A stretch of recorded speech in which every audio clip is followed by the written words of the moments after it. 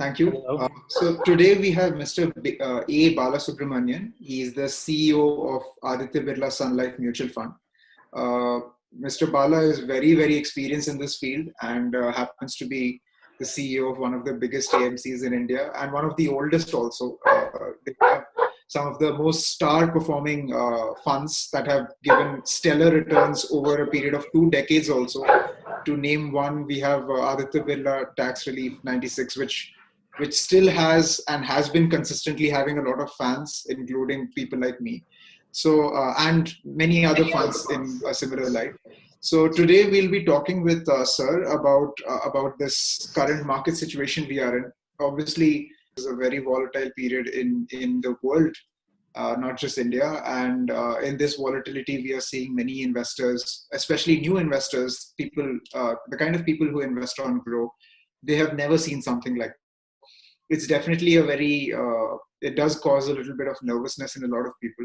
So we'll try and address many of these questions, and obviously we'll learn a lot from Bala sir about all of this that new investors can pick up from someone as experienced as Bala sir. Right. So thank you, sir, for joining us. Thanks, thanks, Shikhar, for having me part of these sessions. Groww platform has been one of our, I can't say the old associate, but it's an early association that we built in when you as a platform started serving the large pool of the needy investors in the country, investing their hard-earned money in the mutual fund and other products. Right. Thank you, sir. Let's start with, so today the theme of this entire talk with Bala sir is the 5 pillars of investing. So through the course of this talk, we'll be delving into these 5 pillars. I'll just quickly list them. One is investing in the business, investing for the long term, having a safety margin, asset allocation, and diversification. So Bala sir, let's get started with the first point, which is investing in the business. What is it that fund managers, especially people like you, mean when you say invest in the business? So when we say invest in the business, I think money managers, the job is to analyze companies, analyze businesses, and then how those businesses are going to be built by the people who are responsible for building this business, and then what is the target segment they are operating, which will determine the company's sustainability needs over a longer term. So in the way, I think we look at from all these parameters. And finally, what is the vision and mission of the management of the company in order to drive the shareholders' value? See, most of us, when we look at investing and we analyze it, we think in all these parameters, whether these companies can score a point and ultimately make money for the shareholders. When we as a money manager, when we make investment in these companies, of course, we have to wear the shoe of the promoters and wear the shoe of the business builder and see how convincing the investment opportunity is on the basis of what I just mentioned about earlier, and accordingly make those investments in these companies. Therefore, we always believe that when we invest in a company, it has to have the quality of making the business more sustainable, profitable, not for today, forever, and the business should also be positioned to take advantage of the evolving situations and ongoing basis and make money for the shareholders. So that's something which I call to invest in the company. Is basically we do all such researches, mutual funds, the analysts, and fund managers look at companies on these lines on the basis of which make investments. The one point, of course, this is my personal belief, is like each one of us, all of us are working for a company. I mean, you work for Groww, I work for Aditya Sun Life Mutual Fund, part of Aditya Group. So that means, though we are an employee, I think how far we are able to run this, get involved deeply the business in which I am responsible for as an entrepreneur, and then how I am actually looking at adding value to the shareholders and adding value to the investors. I think these are the way I think the companies are determined from the point of view of generating longer term success. And that's something which I think we believe that investing in the company with these kind of purposes, I think would be key to identifying investment opportunity in the portfolio. Right. So I have a further deep dive question in this. So, when you say that since we work in this industry, so you have great knowledge of this industry. Let's say someone works in some other industry, they have great knowledge. So, number one, there are three aspects to this. Number one is you can invest in a diversified mutual fund, or you can invest in a sector fund which is specific to a certain sector, or you can invest in a stock. So, as someone like me, when for a long time, I thought I know a lot about cars because I used to like driving and I used to follow models and everything. But when I tried to invest in automobile stocks, I was absolutely lost. So how can new or first time investors determine that they know enough that they can probably explore sector funds? And when do they know enough that they can move on from sector funds to individual stock picking? Yeah, I think interesting, Shikhar. I think if you look at for the first time investor, what is his motto? His motto is actually, first of all, invest in schemes that invest purely on the basis of their assessment of the market, assessment of the companies, assessment of the sectors that can deliver longer term return to the investors and the shareholders, on the basis of which the money managers takes the call, not you as an individual take the call.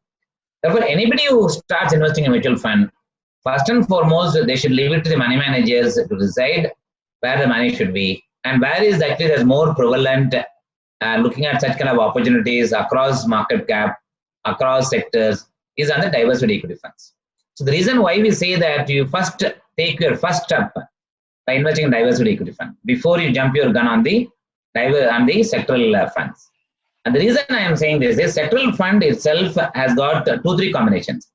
A sectoral fund, pharma fund, you can always say that pharma fund as a sector will remain for lifetime, right? Pharma as a medicine, you will always consume ever in your lifetime. Therefore, it can be a diversified pharma portfolio, but focus only on pharma. But the question is, they also go through ups and downs. See, not necessarily every company who performs in the market, they'll perform continuously in a linear curve. Every company goes through ups and downs. So in a diversified companies, the probability of going ups and downs is relatively low because they can actually move from one to other from business opportunities point of view. The money manager will have an option to buy into any company where he can make money.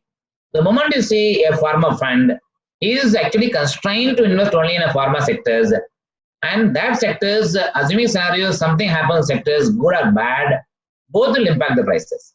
Therefore, from customer investors point of view, they should choose the diversified equity fund first. I always tell that once you are wetting your feet, once you start experiencing investing in the diversified equity fund, then you should diversify your investment as a further allocation to the sectoral fund, which essentially focus only one segment of the market. About the whole economy as one segment of the market, such as banking, such as pharma, such as consumption theme, such as MNC. All these things are sectoral kind of thing, or service theme. You can go for a theme-based investing, but also remember, theme-based investing, it is not permanent, right? Theme-based investing is actually more situational. It's for today. Once the COVID issue is over, there will something else will come. So, and second is in the situational side, for example, infrastructure fund. A lot of people ask this question. It does go through volatility. If the government infrastructure spending gets over, whether the sector will continue to be a great driver of creating value for the shareholders. The answer could be yes and no. So wherever the answer is yes and no, probably one should avoid. Wherever this answer could be yes, I'm investing is for longer term, the money manager will take care, which sector will do well, which companies do well, therefore he'll keep changing his portfolio accordingly on his own research and analysis. As I mentioned in your first question, then we should leave it to the diversified equity funds. Right, great. That answers a lot actually. So let's move on to the second pillar, which is invest for the long term.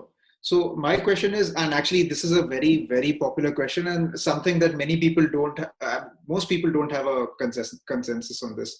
What is the meaning of long term? How do you define long term? Does it change when you talk of debt investments and equity investments? How would you go about this? Yeah, I think interesting on this. I think long term means people are always linked to the income tax definition. So income tax definition says if you invest in equity schemes for longer term, which is more than 1 year, there will be a long-term capital gain tax of 10%. So therefore, what is the long-term definition here? More than 1 year is the long-term definition. If you take the fixed income schemes, if you hold the investment for more than 3 years, then you'll get a long-term capital gain tax of whatever it is minus the inflation and indexation. There is this thing, right? So therefore, the definition of fixed income comes as a 3 year.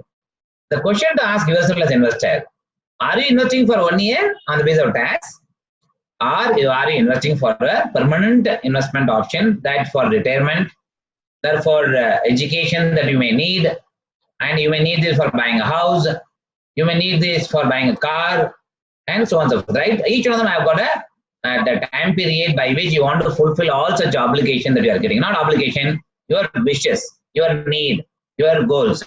Therefore, that becomes actually longer term. So also when somebody joins a company, I will take this as an example.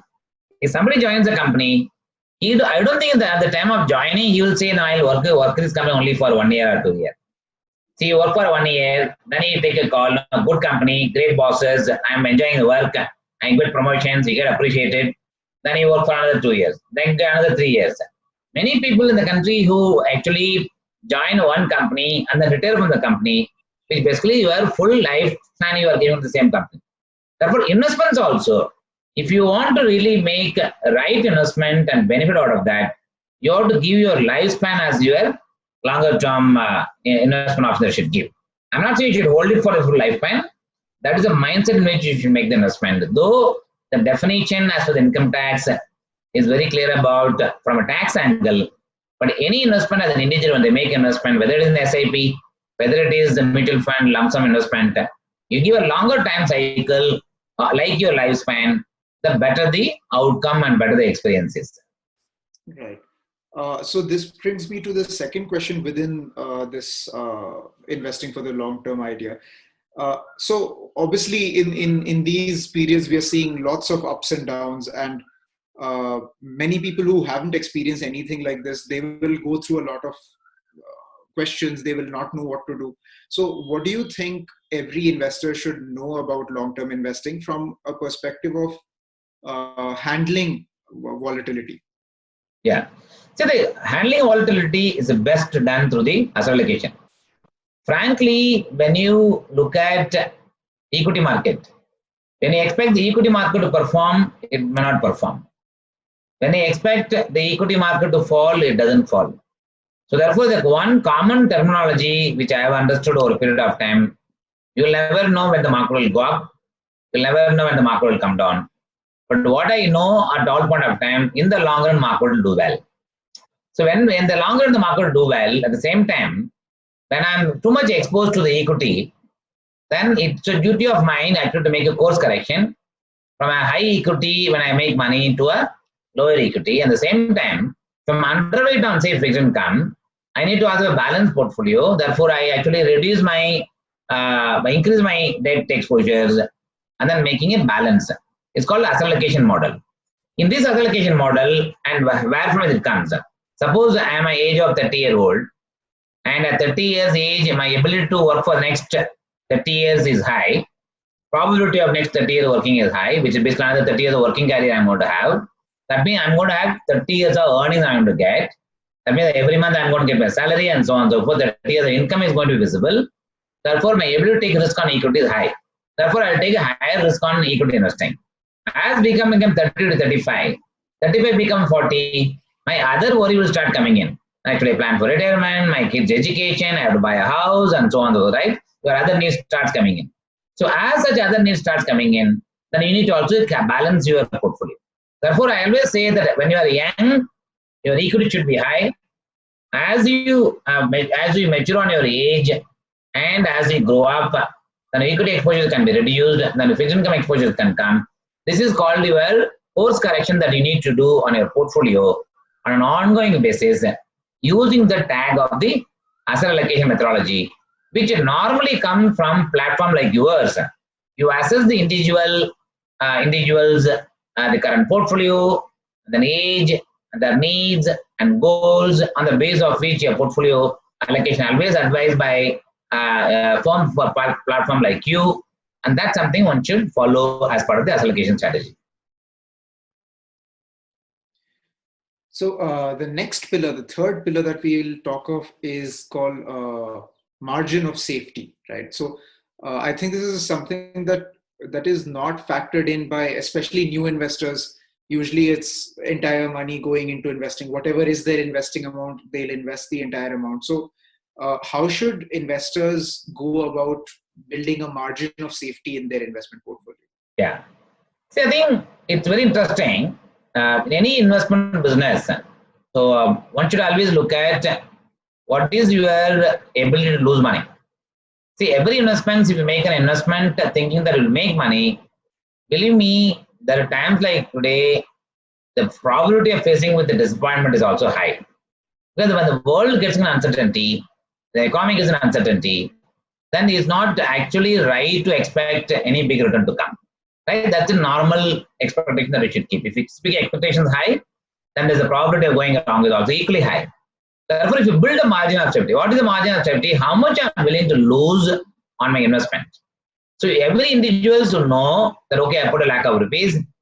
I don't mind losing 10,000 rupees to get a gain of 40,000 rupees. Right? To get a gain of 30,000 rupees. So this is, I think, you actually build your ability, build your mindset that how much you want to lose your money. That basically the margin of safety that you have to provide in every investment that you make. The moment you create a margin of safety for yourself, and on the basis of even when we make investments in any companies, you look at what is my margin of safety, which margin of safety is what is the price at which I'm buying it. So when I'm buying the price at which I'm buying it, even if the price falls, say from that price to say X, Y, Z price, still I'm building as part of my whole calculation. I'm okay with that kind of fall. I build a high margin of safety. Therefore, I live with it for the time being. And then on the basis of which you make investment. This is where I think asset allocation comes in. Asset allocation comes also as part of the margin of safety as a measure. The moment you do that, then your probability of facing with the disappointment, any investment that you make, it actually gets negated purely on the basis of the mindset of having a margin of safety in any investment that you make as part of the overall plan. So let's move to the next pillar, which is, again, you just spoke about it. Maybe you can elaborate it further, asset allocation. So, I mean, at least in my friend circle, in my friends group, I've observed that the concept of allocation isn't very popular in the sense, number one, people don't really, they don't really allocate their entire investment into different kinds of assets. So how should people go about asset allocation in their portfolio for different age groups? You know, if you're young, how does it happen? Then if you're middle-aged, how does it happen, etc.? Yeah, I think just to elaborate what I just mentioned earlier, there are 4 asset classes in general. Most of the savers invest not just in India, everywhere. One, the real estate, which is the house. Second is the equity, and third is the fixed income schemes, which include bank fixed deposit and fixed income schemes of mutual funds and so on and so forth. And then fourth is the gold. So this is the 4 asset class in which most of the people, 90-95% of the people invest in this. All other people will invest in those who have a lot of money, who can speculate. They'll invest in other securities as well. People invest in horse and various things they do. And live in art. They live in art. I'm not counting that as part of our normal asset allocations. In these 4 asset classes that you make investment, and each asset class serves a different purpose for the investors. Right? Some gives a good liquidity, some doesn't give liquidity, and some gives inflation-adjusted return like gold. Right? All such things are there.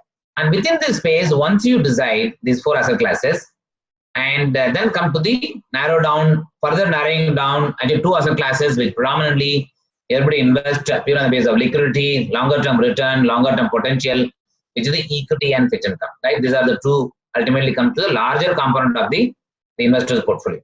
And within that, the allocation should be done on the basis of the 100 minus the age. If the age is 100, the age is 30, 100, yeah, I assume that you live for the period. And the thumb rule I'm saying, if the motamota thumb rule is 100 minus 30, 70 should be the equity.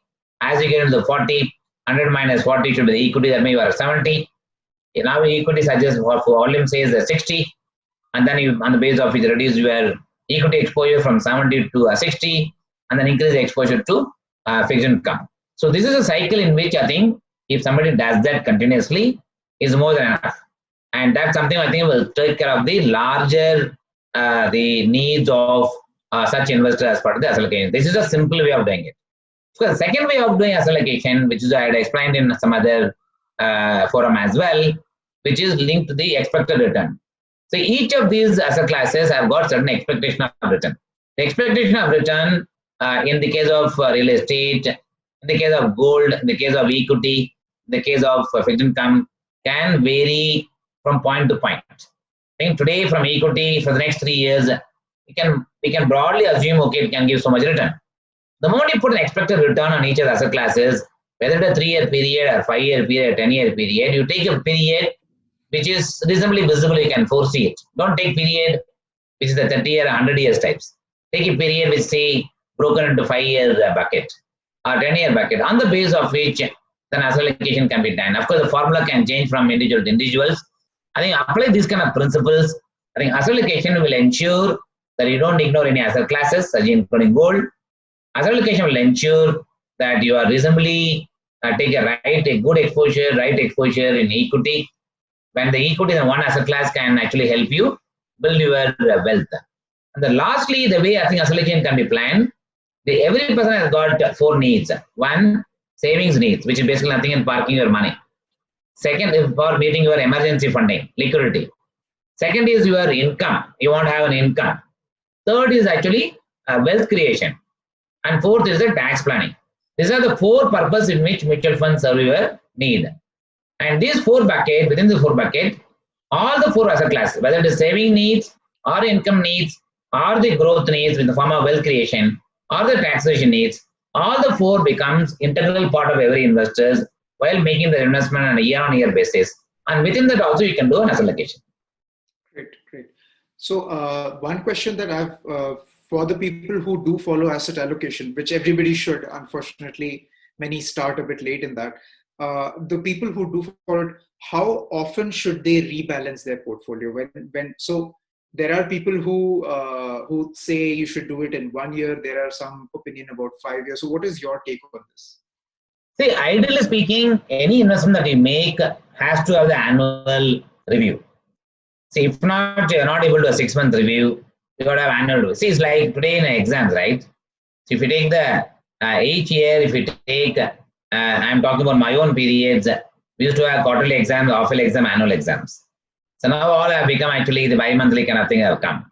So all these things are done only to assess your knowledge and how well you are progressing on your studies, right? The same way, you need to also keep a close eye on how your investment is performing. Only thing, if you too frequently, if you do, and if you don't give a sufficient time for investment to perform, then you will also you will make a mess of the whole stuff. Therefore, the ideal situation would be an annual review of your portfolio or 6-month review of your portfolio, even if you don't do anything on the portfolio as part of your asset allocation changes.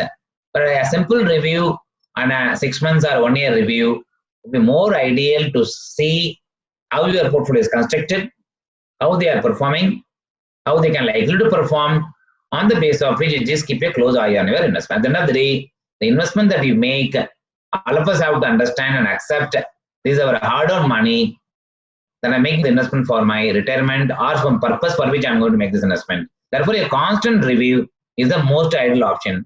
The constant review should not be necessarily too short-term, also should not be 5-year type. 5 year, I think world can change.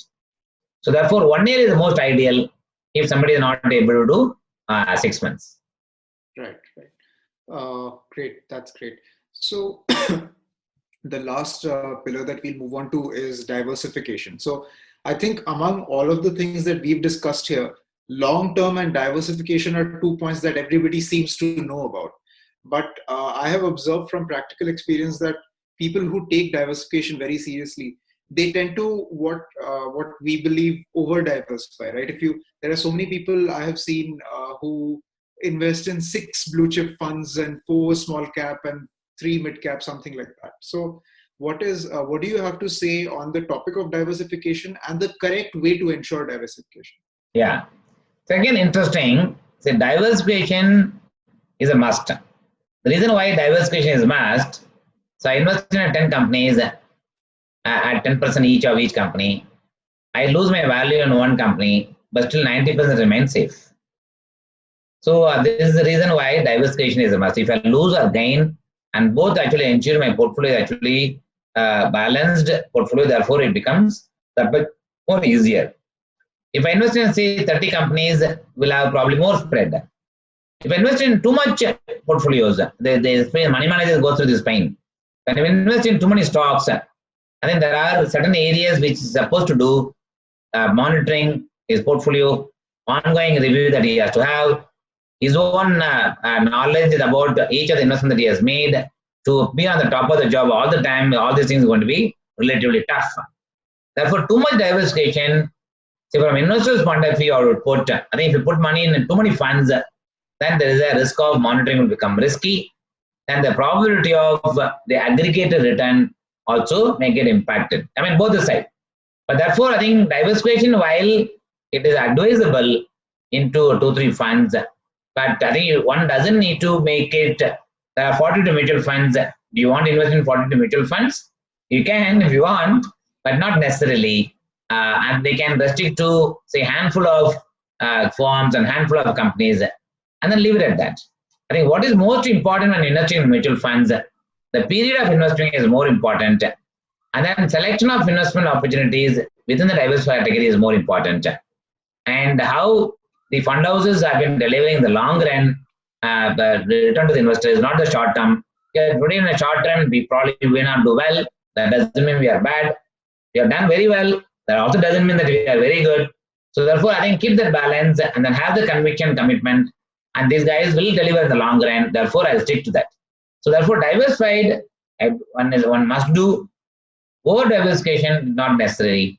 And constant monitoring, I think, will ensure that such diversification, it gives you a better result. Right.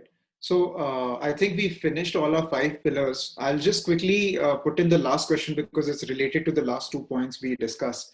So you said that we should be monitoring our portfolio maybe once a year or twice a year, every 6 months. And we should also keep an eye on the fund's performance.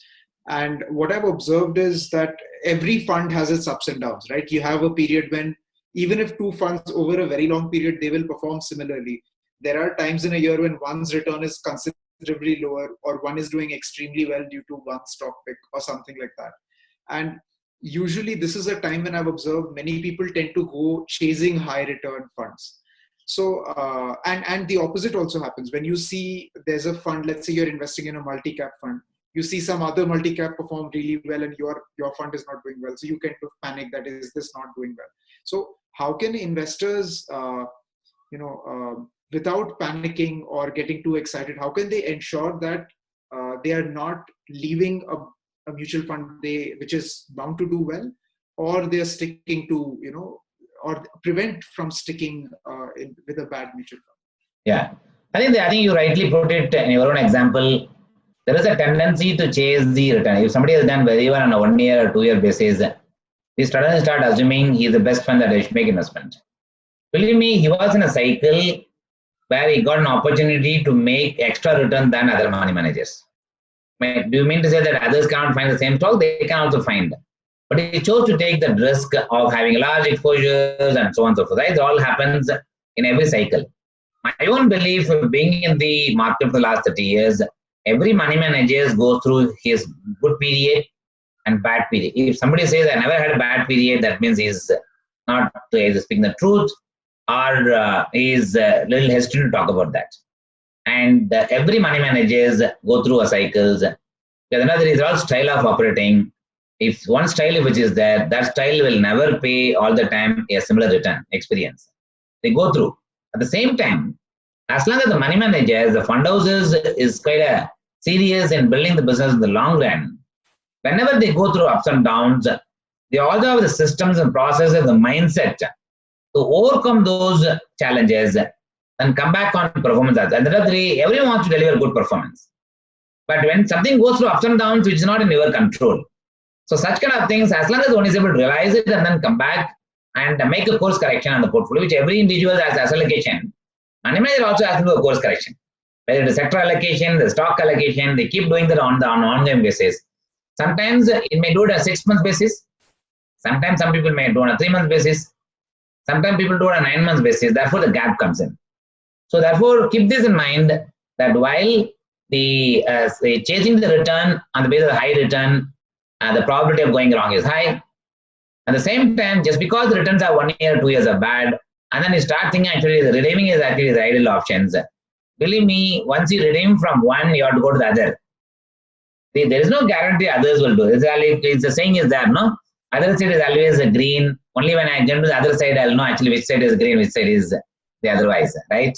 So the same principle apply even in the investment world. Right. With that, I think you've addressed all our questions that we had for this session. Thank you, sir, for joining us. It was lovely having you.